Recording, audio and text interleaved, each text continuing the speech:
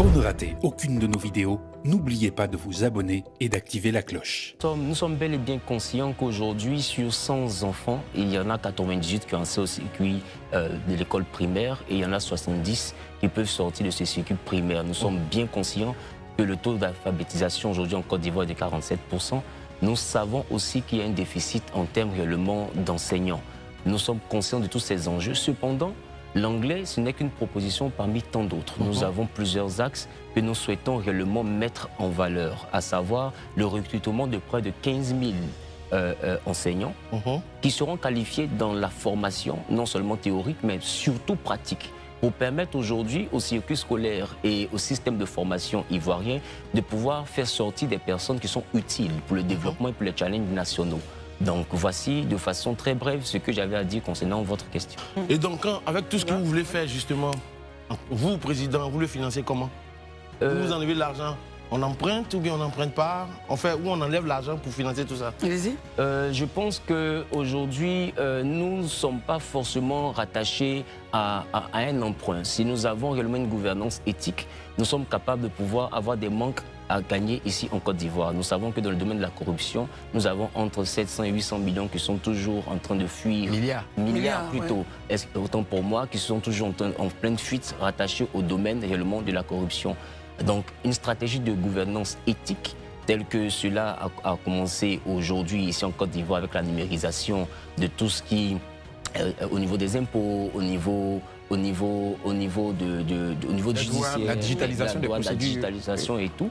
Donc nous sommes conscients que la Côte d'Ivoire, en 2023, a eu certainement un déficit budgétaire qu'il a envoyé à pouvoir faire des emprunts à hauteur de près de 5,2% de son PIB, ainsi qu'en 2024, nous avons eu 4% du PIB en termes de déficit. Mais aujourd'hui, il y a une projection qui tend vers les 3% de déficit. Mais si nous rattrapons ce qui tourne autour de 2% de la valeur du PIB en termes de corruption et de fuite de capitaux, je pense que nous serons capables de pouvoir relever ces défis-là sans emprunt. Donc la dernière question avant de passer, c'est qu'aujourd'hui, vous, président, quand vous arrivez tout nouvellement, quand on sait qu'on a de gros chantiers devant nous, parce que en fait, je préfère poser la question de façon claire. Vous êtes président, vous n'empruntez pas, mais on a les Ivoiriens, moi je suis Ivoirien, Élisée il est Ivoirien, et beaucoup d'Ivoiriens, on a des problèmes. Et il faut les régler, vous, quand vous êtes président. Mais vous attendez que, bon, au niveau de la corruption, on va se rattraper le gap, mais c'est du travail que ça vous demande, M. Zawi. Donc, pendant ce travail, on fait comment? Pendant le travail de réforme, de lutte contre la corruption, tout et tout pour avoir de l'argent, on fait comment? On vit comment?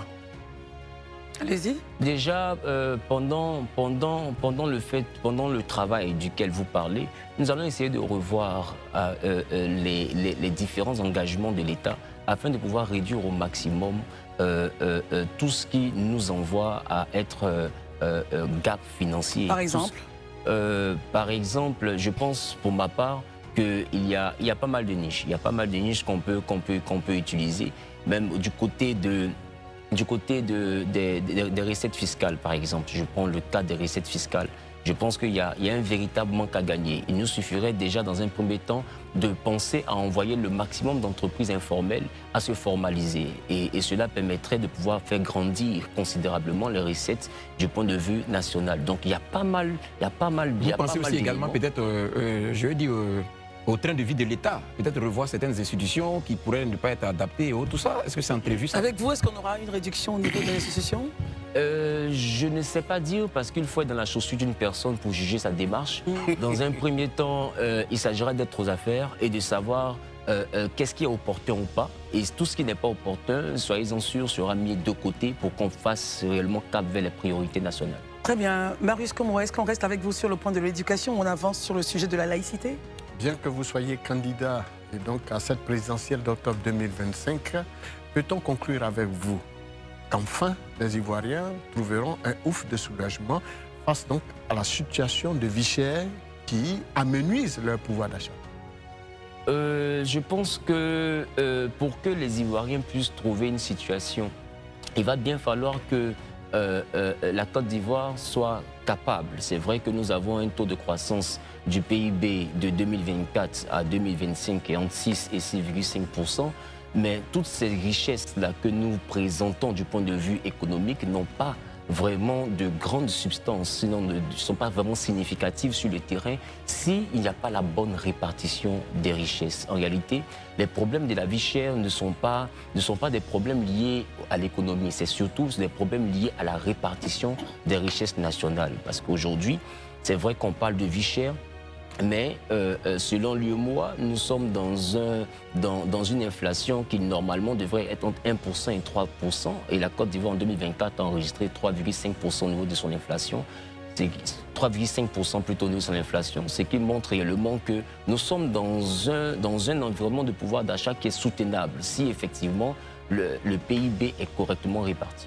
Vous avez-vous une idée du prix aujourd'hui du carburant tel que fixé par l'État concernant le super et le gasoil, vous voulez présider aux destinées des Ivoiriens? Je sais qu'il y a quelque temps, le gasoil ainsi que le super ont connu une baisse de prix de 25 francs. Exactement. Le super qui était à 855 francs est passé à 830 francs.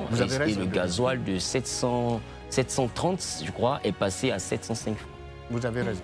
Très bien. À 700 francs. C'était bien que Marius puisse vous poser cette question-là parce que c'est vraiment l'actualité, c'est vraiment le quotidien des Ivoiriens. Élysée, avec vous, on part sur la laïcité? Oui, monsieur Wilfried Zawi, on sait que la question de la réconciliation, en tout cas, c'est une trompette qui embouche presque tous les acteurs politiques. C'est devenu pour certains un fonds de commerce. On a vu que dans votre programme aussi, vous en parlez également. Concrètement, comment va se mettre en place votre programme de réconciliation? Ça va consister en quoi? Parce que je lis ici que vous dites que tous les Ivoiriens doivent pouvoir travailler ensemble, ne doivent pas avoir de distinctions et autres. Ben, ça, c'est ce qu'on nous chante depuis des lustres. Hein. Et puis, ben, dans la pratique, on se rend compte que ce n'est pas toujours évident. Vous, concrètement, comment vous matérialisez ça? Moi, en ce qui me concerne, voilà pourquoi est-ce que vous voyez que le programme que je vous propose est intitulé un challenge 25-30, ce qui montre que c'est un défi qui est à relever. Ce n'est pas simplement des phrases, mais c'est surtout tout un défi, c'est tout un engagement national que chacun devra prendre. Et pour moi, il passera inévitablement par une réconciliation nationale profonde. Comment est-ce que matérialise, M. Wilfried Zawi? Aujourd'hui, on sait que la société ivoirienne, d'une manière ou d'une autre, est fracturée à cause de 3 décennies de crise. On laissait des stigmates. Comment vous arrivez à coller tous ces morceaux fissurés-là pour en faire une société homogène et stable, en fait? Je pense que dans un premier temps, il s'agira d'abord de pouvoir mettre sur pied, selon que nous prévoyons, une commission nationale vérité et réconciliation. On a déjà eu en Côte d'Ivoire. Hein. Nous avons une commission dialogue oui, pareil, qui avait les mêmes missions, on va dire. Mais la dynamique de laquelle je suis en train de parler concernant la commission nationale vérité et réconciliation serait que tous les acteurs enfin réunis, d'autres étaient pendant que le défunt Charles Konan Banni gérait la CDVR, d'autres étaient absents. Ce dont je parle aujourd'hui, c'est une commission qui permettrait aux Ivoiriens de tous bords de pouvoir se parler, de pouvoir se dire ce qu'ils pensent dans le respect mutuel et puis pouvoir vaquer réellement, sinon pouvoir déboucher sur une amnistie. Une amnistie qui nous permettrait de pouvoir mettre fin à ces 3 décennies de crise. Parce que si nous voulons éplucher, si nous voulons prendre sur nous de regarder ce que chacun a subi, je pense que nous risquons d'aller dans un cycle perpétuel de recommencement.